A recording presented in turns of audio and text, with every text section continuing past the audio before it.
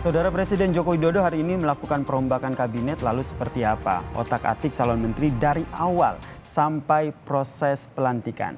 Jurnalis Istana Kepresidenan Friska Karisa akan membahasnya untuk Anda. Halo, selamat datang Friska. Nih Anda sebagai jurnalis Istana Kepresidenan tentu tahu betul begitu seperti apa proses otak-atik perombakan kabinet yang dilakukan oleh Presiden Joko Widodo. Apa poin-poin penting yang Anda tangkap selama ini? Jujur kami begadang sejak kemarin hingga tadi pagi. Karena memang proses otak-atik ini butuh waktu yang panjang. Kemarin misalnya saudara, 14 Juni 2022 Presiden Joko Widodo menerima tamu dari pagi hari sampai pukul 10 malam. Kami dengar informasi dari Istana. Otomatis kami pun memantau siapa saja yang bertemu dengan kepala negara. Kenapa setiap momen reshuffle cerita di balik layar ini penting untuk membaca siapa saja pilihan presiden mengisi kursi di kabinet? Karena begini, yang pertama bisa saja adalah ketua umum partai politik pengusung untuk dimintai sarannya oleh presiden atau calon menteri. Meskipun yang digarisbawahi yang dipanggil ini belum tentu jadi menteri tapi punya peran besar untuk memberikan arah atau berpeluang besar mendapatkan kursi. Kita lihat daftar tamu yang hadir kemarin. Pagi hari yang pertama kali hadir adalah Surya Paloh, ketua umum Nasdem yang diundang ke Istana Negara pukul 10 pagi. Tapi memang tidak terlihat karena kalau di istana itu ada dua pintu utama. Kalau menteri masuk biasanya lewat veteran lalu ke Istana Negara, tapi ada juga pintu Wisma Negara. Nah, Surya Paloh dan Prabowo Subianto diterima lewat Wisma Negara. Lalu ada juga Menteri Perdagangan sebelumnya, yakni M. Lutfi yang datang pada siang hari. Disusul juga ada Dante Saxono Harbuono yang merupakan Wakil Menteri Kesehatan, tiba pukul 2:30 siang kurang lebih. Lalu ada juga orang nomor 1 di Gerindra sekaligus Menteri Pertahanan yang juga mantan rival Presiden Jokowi di Pilpres lalu, Prabowo Subianto, masuk sekitar pukul 3:30 sore ke Wisma Negara dan keluar 1 jam kemudian. Lalu ada juga Sekretaris Pembina Dewan Pembina PSI, yakni Raja Juli Antoni yang turut dipanggil. Sementara bukan cuma 5 ini saja, ada 6 tamu lainnya.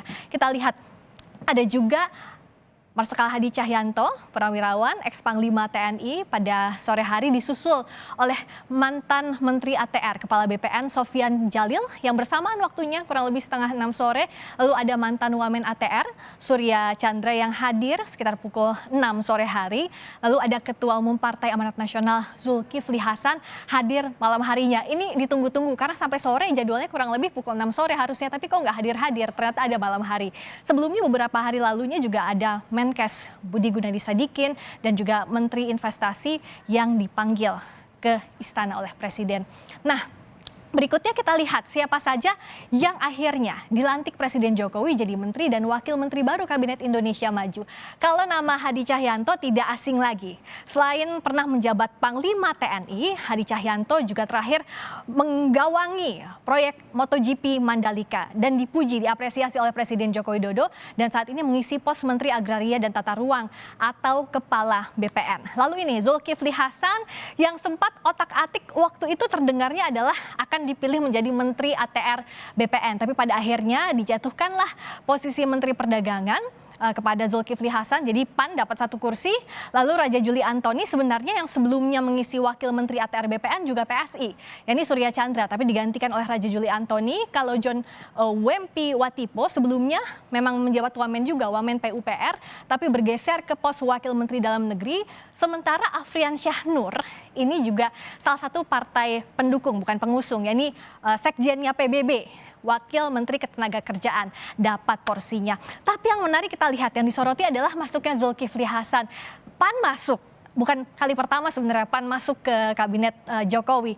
Karena waktu sebelum Pilpres sempat masuk, dapat Menteri PAN RB, tapi keluar karena berpisah kongsi pada saat Pilpres lalu.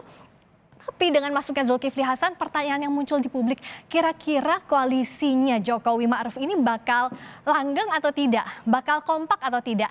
Nah, berikutnya selain siapa saja yang diundang, kita baca gesturnya. Hari ini kalau Anda memperhatikan, Presiden Joko Widodo mengundang ketua umum partai politik pengusung Jokowi Ma'ruf. Kita lihat gambarnya. Kalau kita lihat memang sekilas tampak biasa, memang Presiden sering menjamu tamunya di istana. Tapi pilihan lokasinya misalnya, Lokasinya ini di Presidential Lounge. Kalau untuk acara yang formal, biasanya itu di Istana Merdeka. Ini tempatnya di seberang Istana Merdeka dan kita lihat suasananya pun lebih cair, informal. Biasanya tertutup, tapi tampaknya Presiden Jokowi ingin menunjukkan sesuatu dari pertemuan ini. Dan bukan hanya makan siang saja. Kita lihat juga gambarnya bahwa para ketua umum parpol ini berjalan dari area Istana Merdeka menuju Istana Negara bareng-bareng bersama-sama sambil terlihat bercanda. Yang bisa kita baca apa dari gestur yang disampaikan Presiden Jokowi yang kerap kali memberikan sinyal kepada publik adalah koalisi ini tetap solid meskipun ada kawan baru. PAN, karena sebelum reshuffle ini akhirnya diketok palu dan dilantik para menteri dan wakil menteri, sempat berembus kabar tampaknya ada partai-partai yang kurang senang atau ada yang insecure, ada yang takut jatahnya akan diambil. Kalau gitu kita lihat sekarang bagaimana komposisi dari Kabinet Indonesia Maju pasca adanya reshuffle. Kalau bicara hitung-hitungan kursi, sudah pasti PDI Perjuangan, kita lihat datanya di sini, jadi partai politik yang masih paling banyak punya kursi menteri. Antara lain Menkumham, Mendagri, ada Menteri PPA, Menteri Sosial, juga Sekretaris Kabinet. Lalu ada Golkar, Menko Perekonomian, ada Menteri Perindustrian, Menteri Pemuda dan Olahraga.